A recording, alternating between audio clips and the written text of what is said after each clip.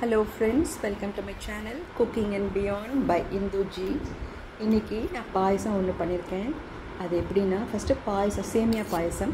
இந்த சேமியா பாயசத்துக்கு ஃபஸ்ட் நம்ம என்ன பண்ண சேமியா நல்லா வறுத்து எடுத்து வச்சுடணும். அதுக்கப்புறமா நல்லா தண்ணியில் ஃபஸ்ட்டு வேக வைக்கணும். ஏன்னா பாலில் வேக வச்சா அது கொஞ்சத்தை வேகாது. அதனால் சேமியா நல்லா வேகணும்னா ஃபஸ்ட்டு சுடு தண்ணியில் நல்லா கொதிக்க தண்ணியில் போட்டு ஒரு 7 to 8 minutes மீடியம் ஃபயரில் வச்சு நல்லா வேக வைக்கணும்.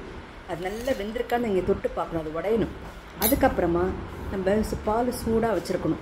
சூடு பாலை அதில் போட்டு சின்ன தீயில் வச்சு நல்லா அதை கொதிக்க வச்சோன்னா திக்காயிடும். திக்கான பிறகு நீங்கள் என்ன பண்ணலாம், குங்குமப்பூ போட்டிருக்கேன். நான் பால் கொதிக்க சொல்லவே குங்குமப்பூ போட்டேன். நான் கலர்லாம் போடுறது கிடையாது.